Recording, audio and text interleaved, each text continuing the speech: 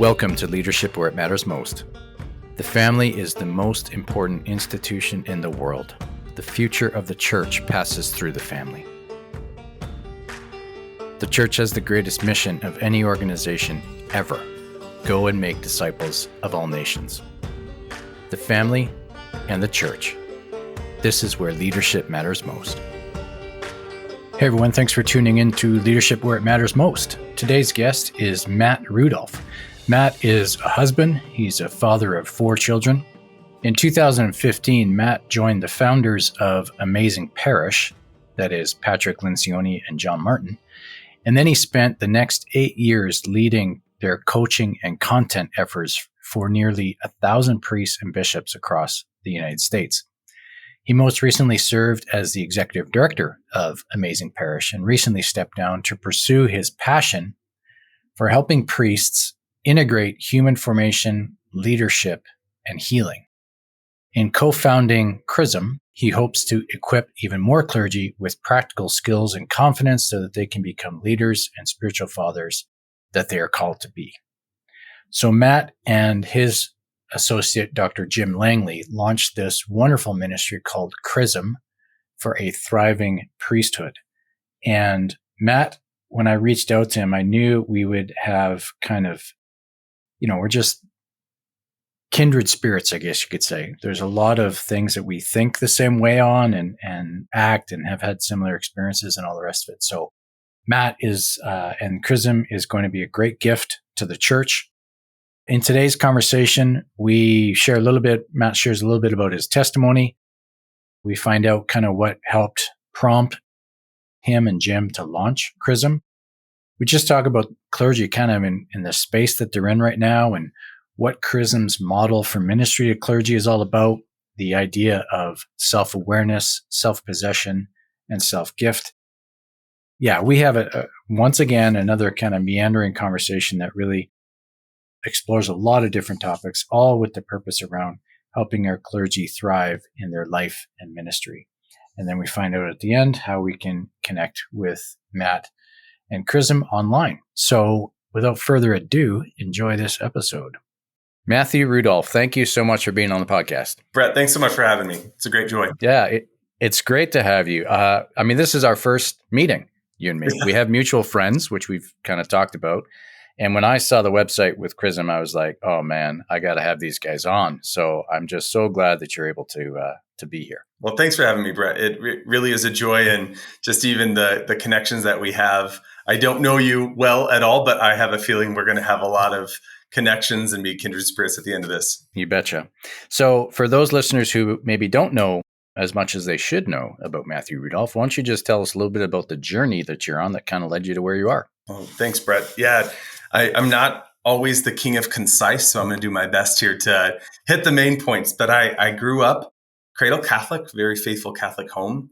The faith was taught to me. I'm so grateful for that. I learned a lot of discipline and, had a job even as a, 4th grader. I was a paper boy and, learned a lot of the value of discipline and hard work, and very grateful to my parents for that. What I discovered about myself when I went to college, I had the privilege of going to Franciscan University.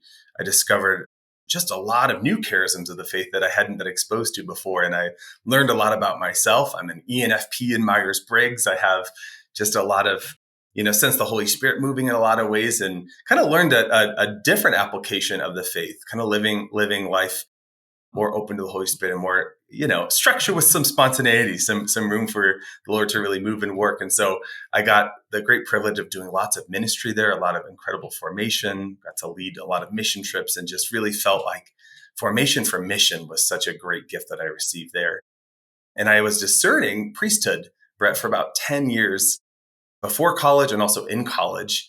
And the Lord, shortly after I graduated, really closed that door, kind of slammed it in my face, actually. And when he slammed that door in my face, he opened up the door to my now wife, and we had started dating, and praise God, she was open to dating me. So, but anyways, I had such a great love for the priest, and even had this longing to be a priest. I saw the needs in the church. I saw the hunger and the hurt in the church. And for a long time, felt like I was called to be a spiritual father to support that. But God had other plans. So fast forward, I worked for a diocese for a couple years.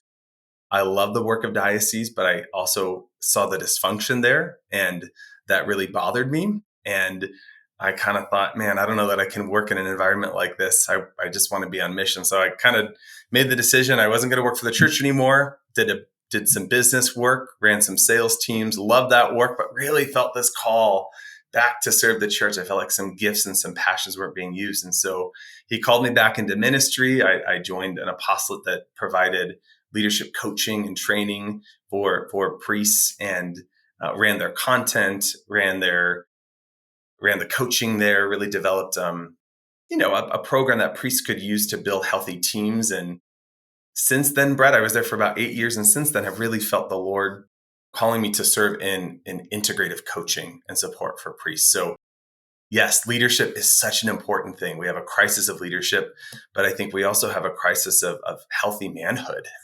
And so we got to look at all of these areas. Leadership is, of course, a problem. We address that with this new ministry, Chrism, that we launched recently, but we're looking at the whole man behind the collar. We're looking at his human formation and leadership, as well as his mental health and healing, as well as his spiritual health and renewal. And looking at all these areas, he can't only be thriving in one of those areas. All three are necessary for him to be thriving in his priesthood. And so that's been my journey to this. And many of my dearest friends are priests, and I just learned so much about them, their needs. I have such a great love for them and want to see a thriving priesthood in our country and beyond. That's awesome.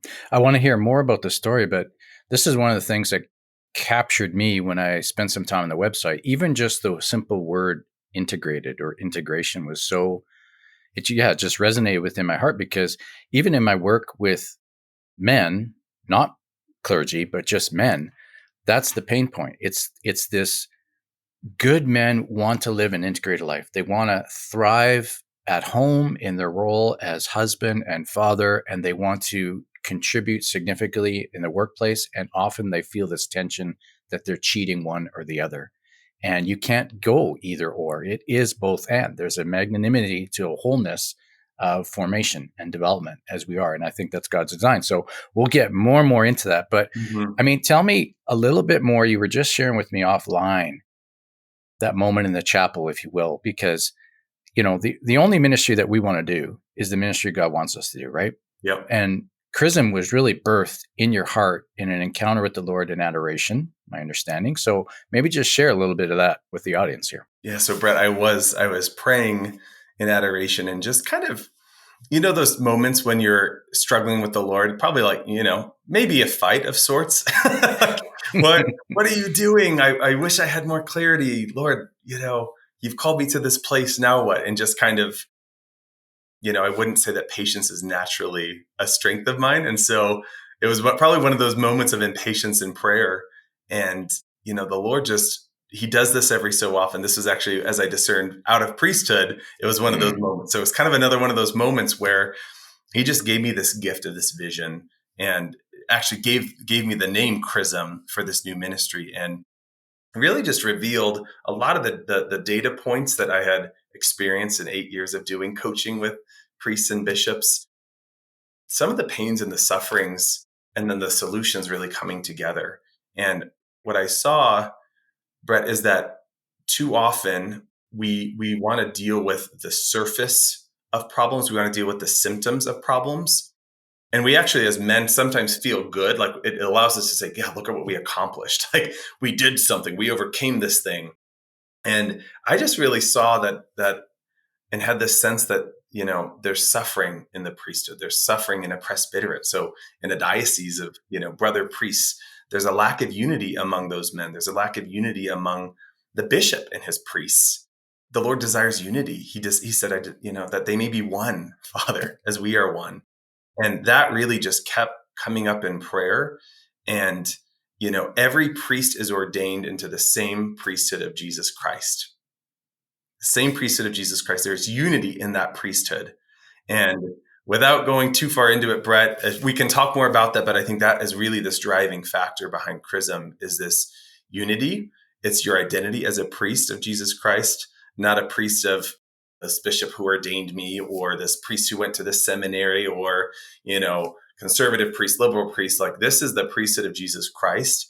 And we're helping priests live that authentically with who they are, their unique gifts and talents. They don't have to be an all-star priest who, records podcasts and is on EWTN all the time. God can use who they are. And so really it's this, we're helping priests discover how God uniquely made them and helping them grow in virtue in the areas that need to be grown to be a thriving priest, but also surrendering the areas that you're not good at and saying, Lord, you made me to need others. I do need a team. I do need supporters. I do need iron to sharpen iron. And so God just really gave this, the simple model that day, the simple model for Chrism that very day. So I'm very grateful. Yeah. I needed it. Yeah, I'm sure. The experience you had flows from some of your history, and I think I'm okay to mention, but the apostolate that you referred to is Amazing Parish, right? That you were with for a number of years. Yep. So some people will be familiar with Amazing Parish. But I want to just peel back a little bit and ask you, Matthew, from your perspective, when you speak about the suffering in the priesthood, and obviously I'm not asking you to reveal dirt or anything like that, but maybe give us some understanding from your perspective and your history, what else that suffering is. Like, you talk about the disunity. Certainly I've seen that in the work presbyterates that I've worked with. Even something like as simple as there seems to be an air sometimes of suspicion within presbyterate. And it's out of that place that maybe somebody who's beginning to thrive, it's almost like we misjudge their intentions of what are they trying to accomplish through this parish renewal initiative or, whatever, right? So, but from your experience, what are some of those pain points, some of those elements of suffering that our clergy in today's world are dealing with? Yeah, this is a great question. And it's hard to, here we go with trying to be concise here, but there's so much to talk about here. Mm-hmm. And you mentioned, I just want to address, you said suspicion of brother priests in a presbyterate. I see this. And at the end of the day, Brett, there's lots of human dynamics at play, right? But there's also spiritual dynamics. And I think we have to look at those two things when we look at the church and the problems that we're facing. And God calls broken men to the priesthood, men that are just as broken as you and just as broken as me. Yeah. And for whatever reason, we want to assume that they're different than us. We want to assume that they're almost, this, once they're ordained and their hands are consecrated and they're set apart for ministry, there's this indelible mark, which is all true. Yeah. That is all true. And yet they are still the man that they are. Yeah. They are not preternatural men. Right? Exactly. And so I think this is actually part of that loneliness and the pain that they experience, is that we have this expectation of them that is not fair. It's not real. It's not reality. Their personalities don't change. Their giftedness doesn't change with ordination. They're still men that need support. They have human needs. They have physical needs, emotional needs, spiritual needs.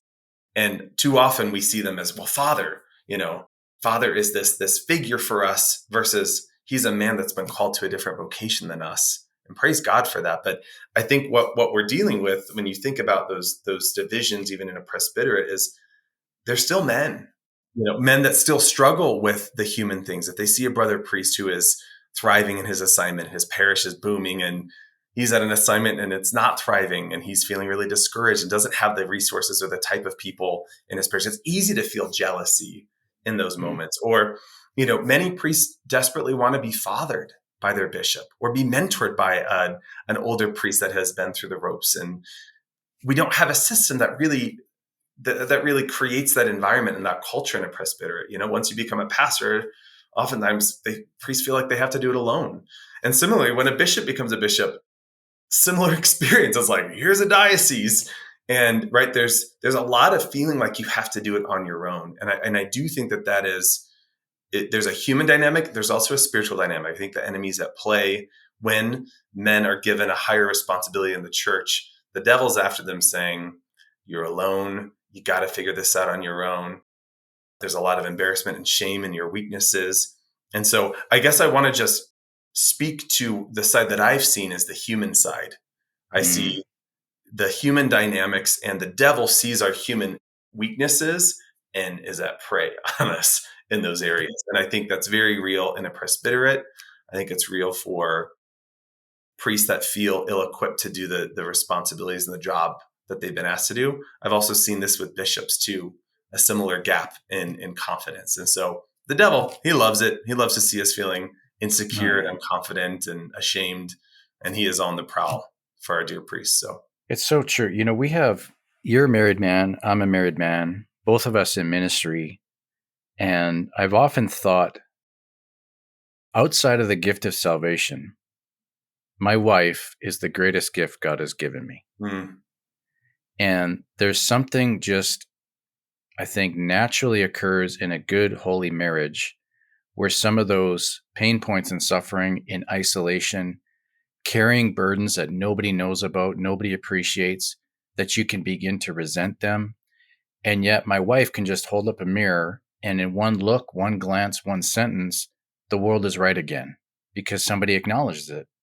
And yet so many men, just on a natural level, that are clergy, good men carrying burdens for the sake of others, which means very Christ-like and therefore hated by the enemy, because anything that reminds him of Jesus is hated.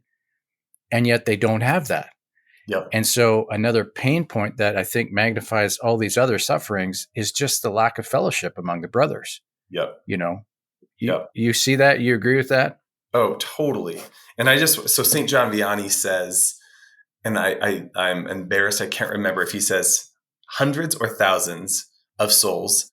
So someone can correct me. We can maybe share it in the show notes what the actual quote is. But I think St. John Vianney said, the devil is after priests so much. He's after all of us, but priests in particular, because he knows that a priest who goes to heaven takes thousands of souls with him there. And a priest that goes to hell takes thousands of souls with him there. Wow. I've never heard that quote.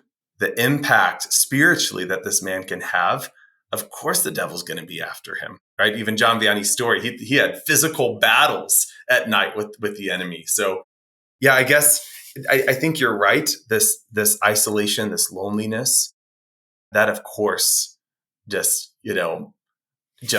if you're already feeling down about yourself, or you've had a bad day and you put isolation or loneliness on top of that, oh man, that's a recipe for disaster. So a lot of this work that we're doing now, Brett, is helping men know themselves, know what they need to thrive, right? And what you need to thrive is maybe different than me. But as you said, you remember who you are. You remember you're reinforced in your vocation. You're kind of edified when you get time with your wife. That vocation and that relationship shows you who you are. Priests need that too. And if they're not getting it in the right places, there's this temptation to find it in the wrong places. And so, I think one of the gifts that we offer priests is this understanding, this empathy, this, we're not going to judge you. We're going to hold you to a high standard because that is what the priesthood of Jesus Christ requires. But we understand that the devil is the ultimate enemy, and he's going to go after you any way that he can. And many priests feel very, very ashamed or embarrassed or not good enough. And the truth is, you aren't good enough. None of us are good enough for what the Lord's called us to. We desperately need his grace and his healing. So yeah, we love to meet priests there and support them and coach them and really help them understand how God made them. So their human tendencies, Brett, like, what is your Myers-Briggs? What is your working genius? What is your temperament?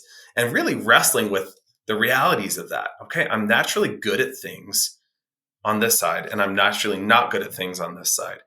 I respond to things quickly, slowly. I need time to think. I rejuvenate this way. I am motivated by these things.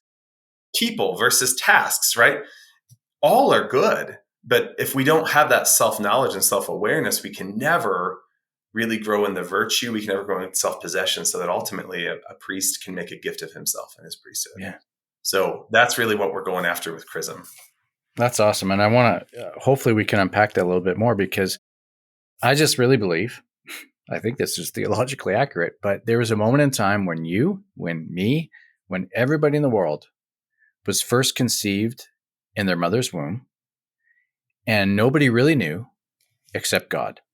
Mm-hmm. And even before the moment of conception, that person existed as an idea in God's mind. Mm-hmm. And it was noble and good and magnificent. And that's why he created this person.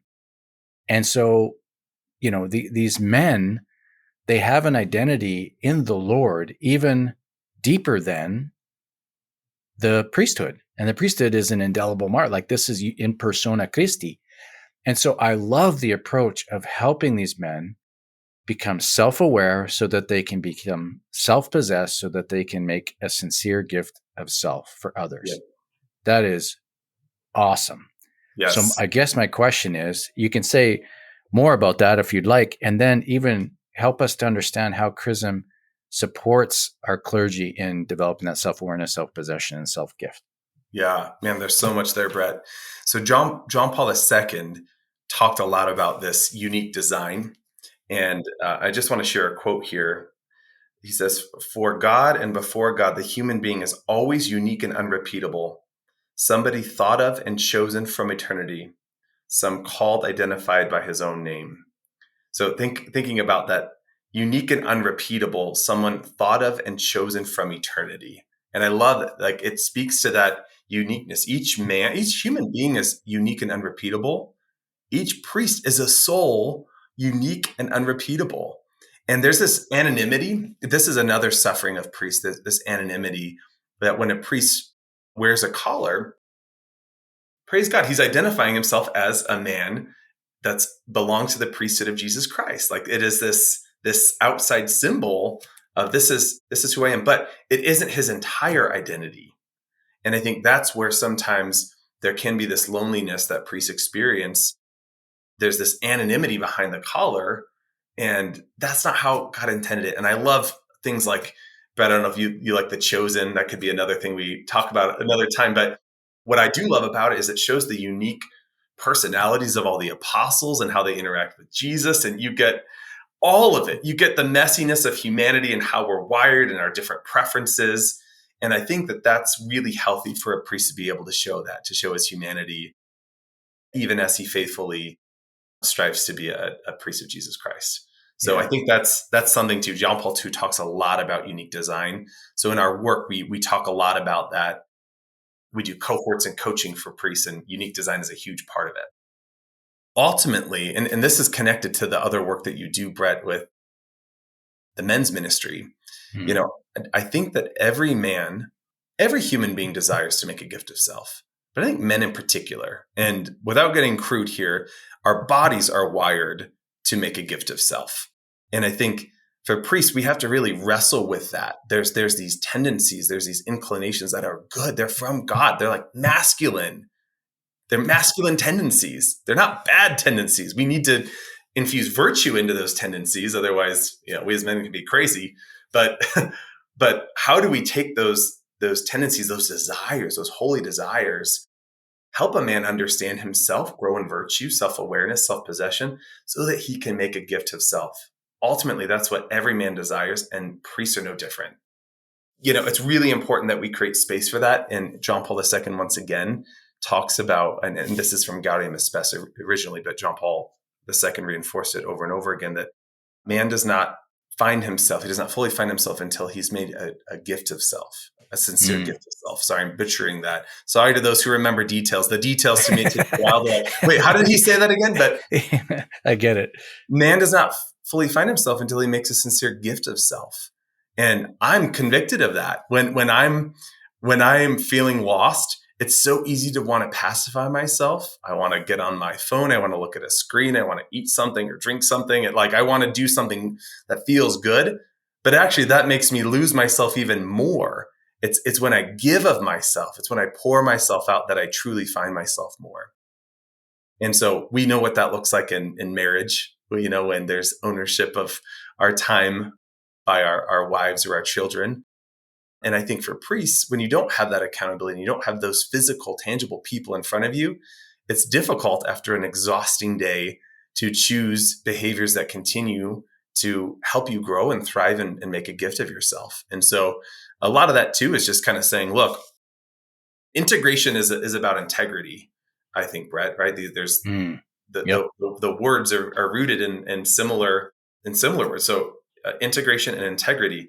It's, am I behaving? Am I who I am in this scenario and that scenario and that scenario? Or am I changing who I am and how I behave based on different situations? So, for us as married men, am I different in my interactions with my wife with my kids, with my friends, with my, people in my ministry?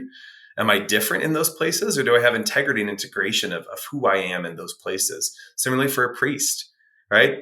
Are you a good and holy priest just when you're preaching and forward facing with your parishioners and your people?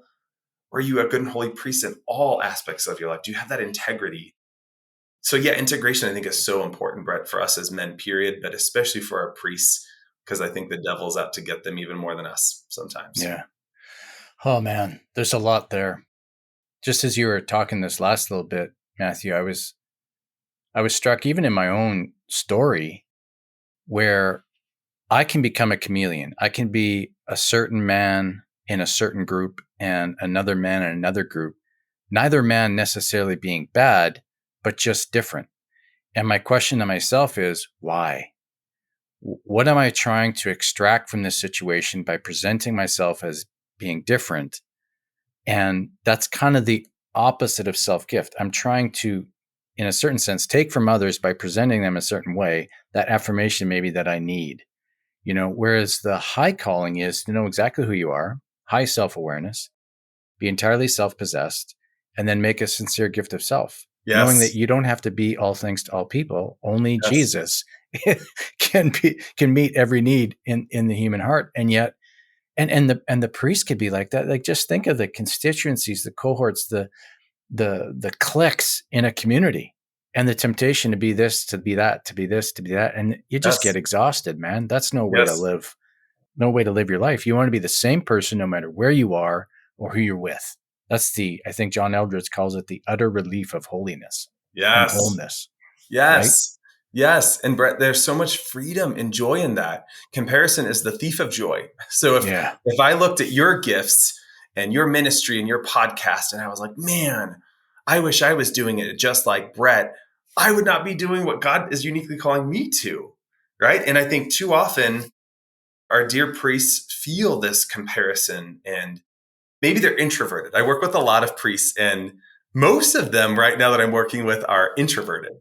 And they feel this pressure to show up as an extrovert constantly because those are more attractive priests in their minds, or they're going to be more out there with the people. And that's actually what's more pastoral. Now, there are times you have to turn it on and you have to be, facing your parishioners and out there and maybe turn on some energetic, disposition that you might not naturally have. But God's not calling you to be an extroverted priest if he's created you to be an introvert, right? Right. It's Yeah. about that self-discovery of who you are and what are the unique gifts you bring to the table with your introversion. And of course, stretching yourself, right? We have to stretch ourselves for our children and for our wives and for whatever the Lord's calling us to. Like, I'm not saying I am who I am, so I'm going to stay put, but there is this self-acceptance. I am who I am. I have my human limitations. God can do anything, though. His grace can give me supernatural energy or supernatural charisma if that's what's needed. And I think he does that sometimes, but you don't have to change who you are for God to use you. He delights in how he made you. And some of the work we do, Brett, is just helping priests rediscover their identity, how the Father delights in them. He delights in all the traits that he gave them when he created them, right? And allowing priests to just pause for a moment and to ask them, how do you think the Father delights in you and how he created you? Priests don't get asked that question. It's like, Father, why aren't you better at this? And why isn't he better at that? And, do more, do more, do more. And perhaps there are things that he needs to do more of. But let's begin with who you are. How did God uniquely create you? What is your unique design? Appreciate that. Celebrate that. And then say, okay, if this is who I am and this is what I'm called to, now what? What virtues, what skills, how do I need to grow, right? The Lord is always calling us to ongoing conversion and ongoing growth. And so, but it's not because who you are is not good enough, right? And so that can't be the motivation. It's a great joy to help priests really discover their unique design. And I see a lot of priests go from just thinking, man, I'm not good enough. I'm not good enough. I'm not like this guy. I'm not like that guy, to, wow, I can really see now how God made me is actually a gift for my people. And if I stop wanting to be someone else and start accepting more who I am, I have the greater capacity to make a gift of myself. That's great. I mean, is there, how do I want to ask this? Because I don't want to out anybody or invite you to say something maybe that should be held in modesty discreet, but like, can you give examples of priests that have made that discovery and the impact that it has had on their life and their ministry? Is there anything that comes to mind? Because that's as you're describing it, I think of certain men, and I just am filled with joy for them. Yeah. Yeah. I mean, and I won't share any of the heavier examples, but I think some simple examples would be helpful. Yeah. We do a lot of work around temperaments, right? And, we have choleric or choleric, as some will say. We have sanguine, melancholic, phlegmatic. So learning this about myself helps me understand my strengths and my weaknesses, the good tendencies that I have and the bad tendencies that I might have, right? And so I'm a sanguine choleric. So those are the two temperaments that are highest for me. Next is melancholic, and then finally phlegmatic. Very little phlegmatic. Phlegmatics are driven by harmony and peace. Sanguines are driven by relationships. They like novelty. Cholerics are driven by the ideal, and melancholics are driven more by ideals. So helping priests understand, if you're trying to change a habit or trying to grow in virtue, and you're not a choleric or you're not a melancholic that has high ideals, if you're just saying, I need to hit this goal, I need to pray more, I need to be more of this, I need to be more of that, that ideal doesn't really drive your temperament if you're a phlegmatic or a sanguine. So what does drive you? What does motivate you? And I've seen priests be able to say, gosh, I haven't been able to shake this bad habit, or I haven't been able to build this good habit or build virtue in this area. And it's because they don't really know, they haven't discovered what motivates them, and they've just been trying to white knuckle it. Right. So I think one tangible example would be that, a priest that's struggling in his prayer life and, pours himself out and is constantly responding to the needs of his people, but at his own prayer life, his own spiritual life suffering. Yeah. And we discovered, based on his temperament, well, gosh, the motivation just to like white knuckle it and do it and get to the finish line, that's not a healthy motivation for you. That doesn't motivate you in the morning or when you're feeling down or exhausted. So let's tap into what does motivate you, Father, because God made you to be wired and motivated towards that in those ways. Yeah. So that's one example. Another example, I'm just going to stick with temperaments for now, but there's so many other examples here. A priest who's a melancholic or a phlegmatic responds more slowly to stimulation, right? They take more time to process things. And the melancholic, as time goes on, the intensity that they feel towards that thing increases. Whereas for a phlegmatic, it's kind of low intensity no matter what. Sanguines and cholerics, they respond quickly to stimulation. For the sanguine, it fizzles out pretty quickly. For the choleric, if there's an ideal there, that consistency stays put for a long time. Working with one priest, he was just sharing how he discovered this about himself, that he's a melancholic. And, there's this tendency to I want to respond quickly. I want to make fast decisions. When people need something from me, he's like, I am who I am. Like, I need time to process. So before making a hasty decision, now I just say, I need a day or two to process that and I'll get back to you. Or I need a little bit of time. Okay, even if it's urgent, let me think about it for a little bit and I'll get right back to you. So kind of taking ownership of, I need to process things internally. I can't respond with a quick answer. And many priests feel this pressure. Someone's knocking at my door. They schedule this meeting. We need an answer yesterday.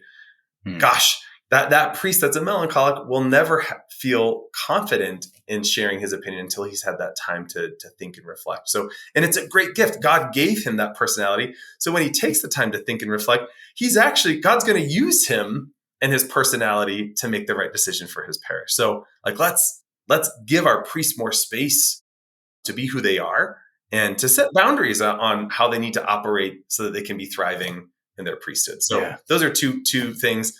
I have other examples around working genius, which is a great tool that we utilize all the time. Strengths Finder, all of these, there's so many great tools right now that we have. Yeah. Charisms, but just that self-knowledge allows you to say, okay, I have these gifts, and they're all given from God. They're not gifts that I earned on my own or have, through my own merit. They're gifts that are given to me. And the more that I acknowledge them and discover them and own them, the more the Lord will use them in your ministry. That's awesome. It reminded me, I was working with a pastoral leader one time, and very choleric. And he was really wrestling and was causing a lot of issue for him, because being in the position that he was, he saw a lot of disorder, a lot of injustice, and these things would stir within him a holy discontent. Yeah.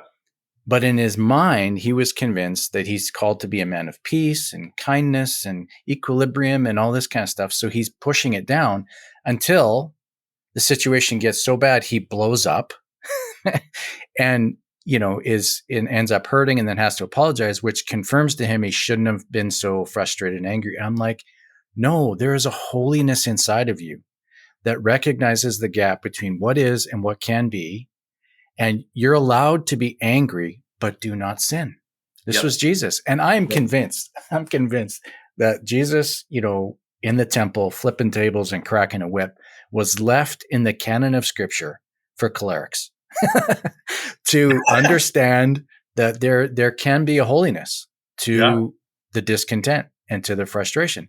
But if you don't have that self-awareness, and if it's not situated and categorized in ways that are true and empowering and fully understandable, then man, you can just so quickly write yourself off or diminish or, whatever. So yeah, great examples. Oh, yeah. I love that. If I can just speak to, I have a thought on that. I think even in Jesus and his model of conflict, it's so helpful because, so we do a lot of work around conflict. We spend a whole month in these cohorts around healthy conflict and building your confidence in leading and managing and navigating conflict as a priest. Because fathers, we know this is a part of your daily life. Exactly. Conflict is just a part of leadership and leading others. And so, looking at Jesus and how he dealt with conflict in so many different situations, right? To your point, Brett, there's a scenario where righteous anger gets him fired up and he's flipping over tables. And there's also moments where, he's having conflict with someone who has committed a sin, and in his mercy, he says, go and sin no more, and then he also calls out the Pharisees and the Sadducees in a different way, right? He has a different disposition when he engages in conflict. And what I love about it is that he shows up in a way that's appropriate for the situation, what's necessary for the situation. So he has mastery over his emotions, unlike perhaps that choleric priest that was just, and it is righteous anger. It's super frustrating to see things like that happen. But Jesus had self-possession enough to know, okay, this is a time to be flipping tables, and this is a time to be more patient, and this is a time to call out specifically the Pharisee or the Sadducee that needs to be called out. And I love his example of virtue, and it's said that Jesus is kind of the perfection of all these temperaments. And so he was able to fully give of himself, right? He had self-possession at all those times and showed up the way that he had to. Another thing I want to say is personality type, right? If you're talking about Myers-Briggs, if you're talking about strengths, if you're talking about working genius or temperaments, it does not give you freedom to show up every single time with the extremes of your personality or your natural disposition, right? That is not at all what we're saying. What we're saying is that in that self-knowledge, now you can work on virtue and fill in the gaps so that you can have self-possession and make a gift of yourself. And I also want to speak to this. I think self-knowledge and self-possession, Brett, we do a lot of work with just recognizing the areas of our lives that have experienced woundedness. When we've been wounded, it's really hard for us to show up as we are. And I think that might even be why sometimes you said, maybe there's a tendency to be a chameleon or to adjust. I think a lot of times it's because we've been hurt. We're not confident that who we are is enough. And so I just want to speak to that. I don't know that the conversation today needs to go there, but we help priests also recognize the areas of woundedness and bringing some healing into that so that they can show up as they are. They can use those gifts that God has given them to build his kingdom. I'm glad you mentioned it because, It absolutely is the case. There's wounding. We all have wounds. These wounds inform and animate, and they come out, and sometimes we don't even know. It's real. This is not a sign of weakness, acknowledging those things. It's a sign of humility and walking in truth, because we all have them. And unfortunately, a lot of times they're blind spots to us. So Yes. we're not aware of them. We don't see them. We might see the fruit of them, negative. Hmm. I'm just so glad you mentioned that, because the wholeness is such a foundation for holiness, such a foundation for the ministry. It absolutely has to be said. There's a line from Andy Stanley. You must be familiar with Andy Stanley. That Hmm. I don't endorse everything Andy Stanley says, and that I have to say these things because he said some pretty outlandish things. But he talked about this, charisms and giftedness. And if our giftedness, because you're saying, you can't be the extreme of your personality or your charism, whatever, all the times, but if your giftedness is constantly causing relational, hostility and problems and all that, it's not the gift, it's the gifted. There's Oh, a yeah. human dimension to it, right? Yes.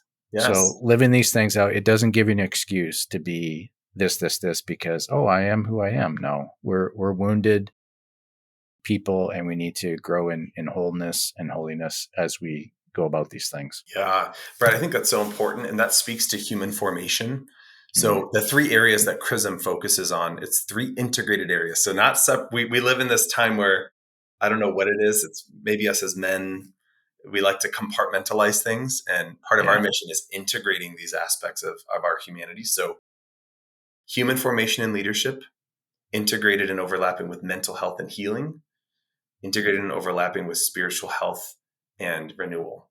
And when we look at all of these things, a lot of our work begins with human formation.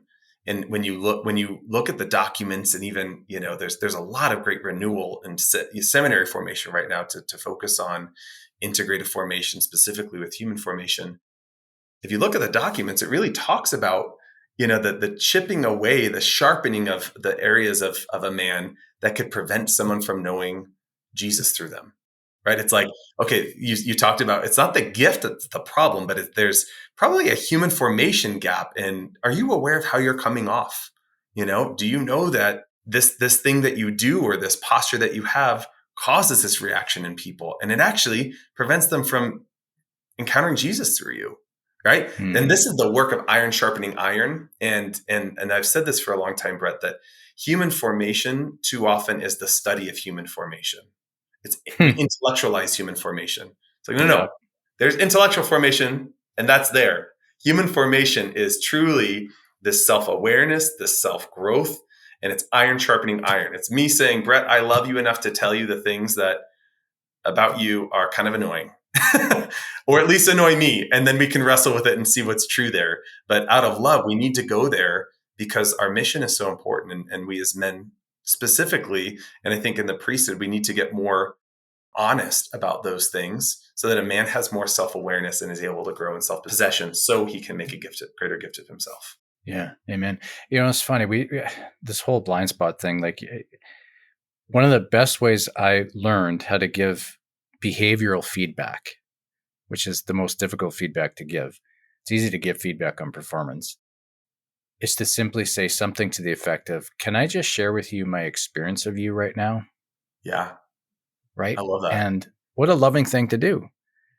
But there has to be a certain settledness and groundedness in who you are to even receive that. Because, man, if you're not grounded and settled, you can just push back. You don't understand, and all the rest of it. So I guess all that to say, your approach, the integration of all these things is so, I think, timely, prophetic, helpful.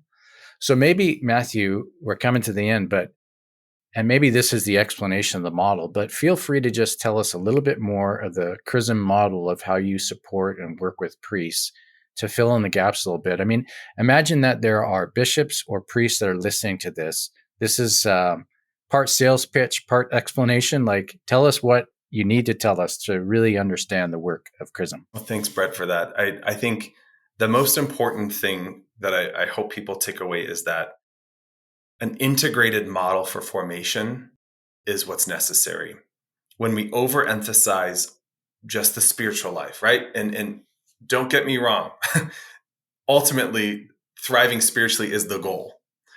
But when we only focus on the spiritual life, we can very easily downplay the human things that need to grow and improve, or even the mental things, right? It's wonderful to be praying and to be pouring yourself out and fasting, but the Lord wants you to be well mentally and thriving and healed in those areas that need healing. So, right, we can't just pray our way through the things in our life that need support. We work very closely with the Carmelite Sisters of Los Angeles, and they pray for all of our priests.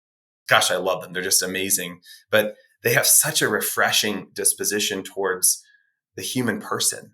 And they're prayer warriors. They're on their knees constantly. I mean, I'm so edified by their prayer, and I've received, so much grace from their prayer. But they also will be the first to say when a priest is overwhelmed and stressed out and burnt out, Father, maybe you need a good night's sleep and a nice meal before you go to bed. Like, right? take care of the human. Like, Jesus took care of the human side of us as well as the spiritual side. He took care of the mental, the broken side of us, as he took care of the spiritual and the human side. So it really is looking at the whole ministry of Jesus and saying he saw the whole person as he ministered. And so we need to do a better job of treating people as whole people. And I think especially our priests as whole people. So our approach is integrated. And what we're doing is we're building an interdisciplinary team of coaches, mental health professionals, so therapists, and spiritual directors that think in an integrative way. The whole needs of the man, the whole needs of the priest, not just spiritual direction is the solution. If you don't have a spiritual director and you're a priest, you do need one. That is part of the solution. But it won't solve everything if you have a lot of other human gaps or mental health gaps, right? So we really want to take this integrated approach, interdisciplinary approach. And the way that we do that, right now, we have lots of plans for 2025 that we're excited about. But right now, we partner with dioceses, and we get a group of priests from that diocese and form cohorts, 4 to 6 men that are walking together. And for a year's time, they're going through a lot of the topics we've discussed, right? But it's all through the lens of self-knowledge, self-possession, into self-gift, right? So journeying together, and in between those cohorts of learning and conversation and commitments and accountability and prayer, we're offering one-on-one coaching, because every man is unique. So, we really do believe in customization for the man as much as possible. Unique design. So what resonates with another guy might not resonate with this other priest, or his unique struggles in his parish or in his assignment might be very different from this other priest. So we create this environment of brotherhood to learn and grow together, and then also offer that one-on-one individualized support. A couple other things that we offer right now: we're piloting a wounds assessment.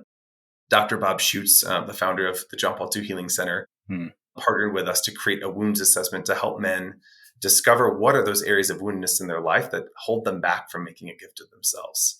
And so it's great. It's simple right now. If someone's interested, they can email us and get an initial copy of it. We're testing it, and then eventually it'll be a digital assessment that's available. But great tool for priests, great tool for anyone, frankly, to grow in that self-awareness. And then we're also working on a tool called the Integrated Priest Assessment. And, Brett, too often we see priests and we pour into them, we invest in them. We invest a ton of money once a priest is burnt out and has, made a big mistake, or has done something terrible, or has just totally burnt out and needs to be sent away for treatment. But what about protecting that man from getting to that place? What if we could see the yellow flags, or, some of the things that he might be struggling with before he gets to this place of burnout, and we have to remove him from ministry? And, there's so much pain associated with that, and money, frankly, a lot of financial investment. And so we're developing a tool to say, here are the things that we see in a thriving priesthood. We're going to ask priests to take this assessment to see how they're doing, so that we can help support them, and we can give them the tools, and we can point them in the direction. Man, you may need a spiritual director right now, Father. I think every priest should have one. So that of course is a gap. Or maybe you need more fraternity and fun. Maybe you need more relationships outside of the parish to help you, process these things and have more fellowship and help you remember who you are outside of that role that you have. There's signs, and we're working with, taking a team approach. We're looking at what are the human things and the aspects of leadership, to what are the mental health needs, to what are the spiritual needs, and helping priests discover where are they at in their priesthood in terms of thriving so that they don't get to that place of burnout. Because Brett, this is a scary statistic. 60% of priests 45 years and under have already experienced burnout in their priesthood. Whoa. So 60% of these young men that love the Lord, right? They've given their lives to him. 60% of them 45 years and under are already experiencing burnout. So we have to solve that problem. That's an urgent problem that we solve as a church. So this tool will help with that. So right now we're building some assessments. We do the cohorts and the coaching, and then we also work with bishops. We do convocations and priest gatherings, and we also work with bishops and their teams. If they say, gosh, we want to be thriving on the leadership level, we support bishops in helping their leadership team live all this out as well. That is so awesome. Matthew, tell everybody that's listening where they can go to find out more and connect with you. So chrismpriest.com. So chrismpriest.com is our website. And you can email me, matt@chrismpriest.com. If you have any questions, if you'd like to get engaged, even just schedule an initial call. We'll do 30 minutes with any priest that's curious just to learn more. So go to our website and take the next steps from there. That sounds awesome. I think we're going to have to pause here, but what that means is there's still so much more to talk about. So we're going to have to jump on the podcast again in a future episode if you're open to that. That sounds great, Brett. Yeah. No, I really appreciate, Matthew. Thank you for your time here to come on the podcast to share, for your yes to the Lord and to get into this space, for all the ministry, the work, the love that you have in your heart for our clergy, just everything. So appreciate you and what you're doing. And I just pray that God allows it to thrive and that more and more of our beloved clergy will benefit from it. So thank you so very much.